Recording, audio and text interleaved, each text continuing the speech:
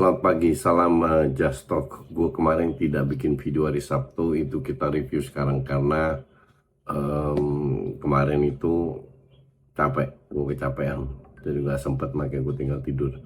Oke, kita mulai dari Liverpool dan Chelsea. Kalian harus tahu bahwa di match ke 36, sisa 2-3 match, banyak sekali permainan itu sangat buruk, terutama oleh tim yang sudah nggak bermain untuk apa-apa seperti MU dan Sunderland, bahkan Liverpool dan Chelsea, sehingga ya nggak menarik, nggak tertarik untuk ditonton, kecuali untuk tim kayak yang bisa masuk Eropa, si siapa namanya, atau juara Arsenal, City, atau degradasi Spurs sama West Ham, itu masih bisa ditonton lah, nggak bilang bagus tapi masih bisa ditonton, tapi ya sisanya kurang bisa ditonton kalau menurut gue ya.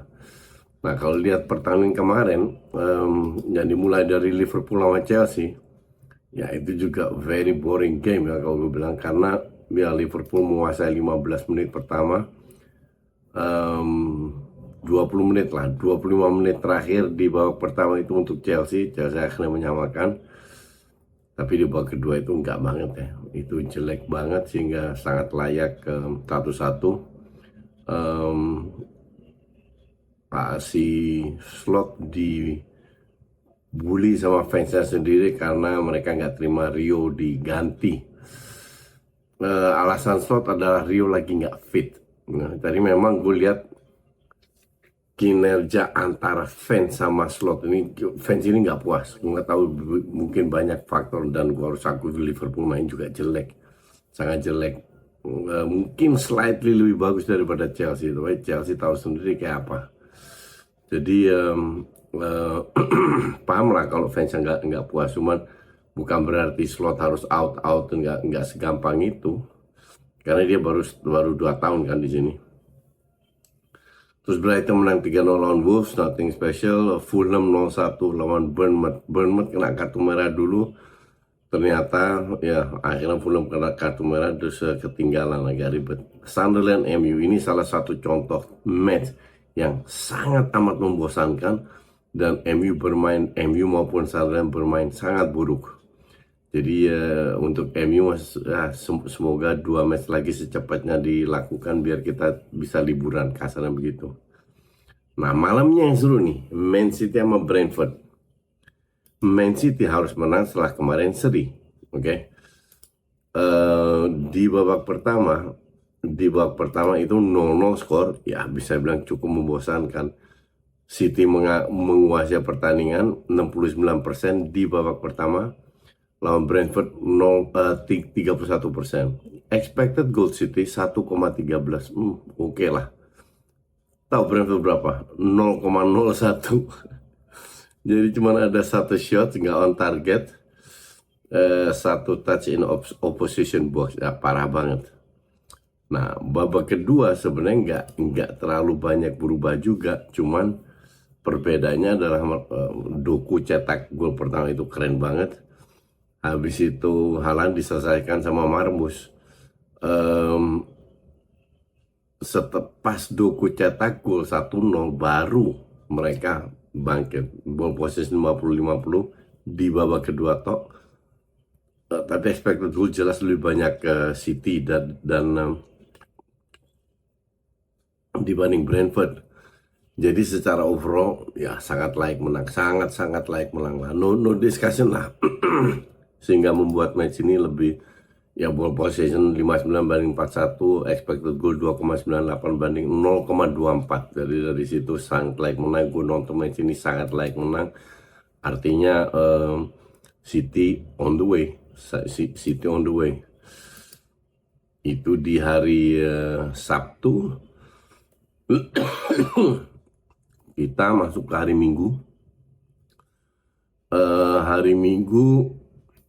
Hari Minggu itu dimulai dari Ajax Utrecht. Gue nonton di babak kedua karena babak pertama gue tiduran. Gue bilang ke grup Discord, pas itu gue ada live reaction Arsenal. Ada yang update coach Utrecht unggul 1-0. Nggak lama kemudian 1-1 gue bilang Ajax ini selalu kesulitan sama Utrecht. Itu derby yang luar biasa, derby orang klub miskin sama klub kaya, tapi klub kayanya susah menang lawan miskin. Dan beneran dong di extra time, notabene Mike van der Hoorn yang pernah bermain di Ajax itu mencetak gol kemenangan dan Utrecht menang di Ajax 2-1. Dan ini bukan pertama kali dan nggak akan terakhir kali. Untuk fans Utrecht mah happy banget kalau bisa menang lawan Ajax. Oke, di Premier League, Burnley Aston Villa 2-2, Palace Everton 2-2, Forest Newcastle 1-1. Oke, di hari Minggu. Nah, ini match yang penting adalah West Ham lawan Arsenal. West Ham lawan Arsenal, Arsenal bermain dengan Gyökeres, bukan Havertz, Eze di belakangnya, Trossard di kiri, Saka di kanan. Rice sama Lewis Kelly digunakan lagi sebagai DM. Calafiori back kiri, Gabriel Saliba, Ben White. Ben White cedera di menit 28 sehingga harus dirombak dikit. Pertama si Rice main di kanan, terus pas masuk ke babak kedua Rice balik lagi. Zubimendi ditaruh, Calafiori diganti, Lewis Kelly yang main jadi back kiri, terus Zubimendi main sebagai DM. Menggantikan Mosquera, Bokodo Mosquera masuk. Oke, ya Arsenal kesulitan, benar-benar kesulitan. Awal-awal West Ham itu benar-benar dikurung. Itu berkali-kali gue lihat kalau ada free kick itu benar-benar satu garis 10 pemain West Ham sama kiper di belakangnya, satu kiper. Gila sih, benar-benar disinilah kelihatan bobroknya Arsenal kalau ketemu tim babak tim bertahan. Ketemu tim bertahan mereka nggak bisa berbuat banyak. Ngandelin banyak crossing membosankan lah, sampai terjadi golnya si Trossard. Tapi kalau lihat dari sisi data nggak jauh beda loh. 1-3-2 West Ham, 1-3-6 si siapa namanya Arsenal. Total shot 15/9, shot on target 4/3, nggak big chance. Arsenal 3, si West Ham 2. Mereka cuma kalah ball possession, dan kalau emang tujuannya adalah parkir base itu Trossard 2 kali kena mistar pas heading. Terus satu lagi siapa lupa gue. Tapi intinya adalah Arsenal susah udah mendapatkan satu gol pertama. Akhirnya di menit 83 Trossard cetak 1 gol, case close. Oke, harusnya case close. Gak lama kemudian bikin jantung gue hampir copot 1-1 dong. Lewat shooting kemelut depan gawang, untung diintervensi sama VAR. Kita lihat apakah pelanggaran, definitely pelanggaran. Ada juga orang komplain, lihat setelah pelanggaran itu di belakangnya, di belakang raya, Declan Rice lagi membuat pelanggaran juga terhadap pemain West Ham. Kalau pelanggaran pertama itu dari kipernya, habis itu bola ke belakangnya, pelanggaran kedua itu nggak dihitung. Yang pertama dulu. Yang pertama, apakah pelanggaran dihitung? Ya, pelanggaran dihitung karena tangannya benar-benar ke kiri. Nah, di situ gue netral aja itu pelanggaran. Jadi ya sebagai fans Arsenal itu happy banget. Jadi benar-benar tinggal sisa 2 match on track. Tapi sekali lagi West Ham menunjukkan ini match nggak gampang ya. Lawannya Burnley di home, habis itu Crystal Palace away. Lawannya nggak gampang. Kalau si City kepleset sekali udah selesai, mereka benar-benar harus sapu bersih semua. Apakah terjadi gue nggak tahu. Tapi yang jelas Arsenal kemarin dapat keberuntungan. Gue bilang hal yang biasa, kadang kita beruntung, kadang kita kurang beruntung. Jadi right on track. Kalau masih nggak juara lagi yang benar-benar stupid. Nah, apakah Arsenal, ada yang bertanya ke gue, apakah Arsenal layak juara? Gue bilang enggak. Kenapa nggak layak juara? Karena Arsenal kalau sudah juara, kompetitornya itu bapuknya minta ampun. MU hancur-hancuran setelah mengalami Amorim, terus dipecat, ganti Carrick, baru bangkit lagi. Chelsea sama, Maresca dipecat, Senior bapuk, pecat lagi, masuk lagi, terseok-seok. Bahkan main Eropa aja nggak usah Champions League Eropa, itu nggak main, kemungkinan besar. City awal-awal Reinders Marmus luar biasa, Cherki nggak kelihatan, habis itu Cherki masuk, Reinders Marmus drop, Kerekes juga, Kerekes Liverpool ya. Terus siapa lagi tuh yang main? Ya intinya kedua pemain itu nggak perform, Foden nggak perform. Sementara pelan-pelan naik. Ini sejelek-jeleknya City dan ini salah satu musim terjelek dari City karena beberapa pemain seniornya pergi ya. Mereka tetap bisa bersaing sampai hari terakhir loh untuk jadi siapa yang jadi juara. Ini Arsenal harusnya bisa mengkat sekarang jadi juara kalau mereka pas unggul 12 poin atau 9, 10 poin, 11 poin nggak kehilangan. Tapi yang mental Arsenal kayak gini, tertekan mereka panik, bener-bener panik sehingga ya kesalahan City adalah pada saat lawan Everton. Sehingga tangan semua itu nasib di bawah Arteta, tapi apakah meyakinkan? Sama sekali nggak meyakinkan. Jadi tahun depan ini tim kayak Chelsea, Liverpool, sama MU akan bebenah. City, Arsenal, ya so-so aja. Kita lihat apakah bisa bangkit atau enggak City ini, Arsenal ini. Juga di next match. Jadi skor 0-1, semua peluang itu ada di tangan Arsenal. Kita ke Barcelona. Barcelona ketemu Real Madrid.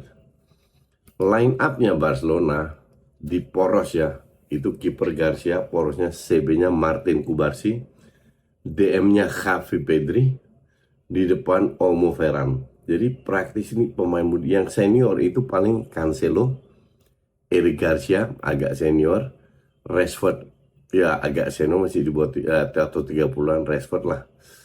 Ada lagi ya Olmo doang, sisanya setengahnya itu muda, bener-bener muda, sehingga apakah pemain muda ini bisa ngelawan Real Madrid? Real Madrid pincang juga, di samping bench mereka sudah banyak yang cedera, ditambah si Mbappe sama siapa lagi tuh, Valverde.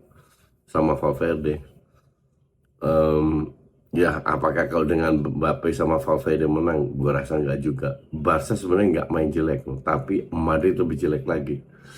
Ngepresnya itu lambat, transisinya lambat, begitu banyak ruang yang diberikan, nggak berani 6-7. Sekali-sekali Barca kepres, lempar bola ke depan. Tapi secara overall, ini Madrid parah banget. Gue kasih live reaction kan. Gue bilang, yang gue lihat itu 11 badan, 11 manusiawi, 11 sosok yang lari-lari di lapangan tanpa soul, tanpa jiwa, tanpa mereka menikmati. Ini semua adalah kerjaan yang harus kita lakukan. Gak ada enjoy-enjoynya sama sekali. Jelek banget Madrid. Gue gak tahu solusi apa yang diambil oleh Perez. Tapi gue bilang, ambil pelatih yang waras, yang bagus, yang baru. Jangan terlalu dukungin pemain. Yang Perez harus lakukan adalah mendukung pelatihnya, bukan pemainnya. Karena filosofi dan otaknya dalam permainan itu ada di pelatih semua. Oke, dan Barca juara sebenarnya kemarin ya, kemenangan yang praktis gampang. Menang Barca juara, Inter sudah juara, tinggal Inggris sampai detik akhir, nggak tahu Arsenal atau City. Jerman Munchen sudah juara, di Prancis Paris Saint-Germain juara, Belanda PSV juara, si Porto di Portugal juara, Inter di Italia, jadi tinggal Inggris saja, masih belum jelas siapa yang jadi juara. Oke, itu dulu, we'll see. Kita lihat lagi match apa yang akan gue sharekan live reaction. Thanks for watching. By the way, kita ada TPJ antar malam. Thank you.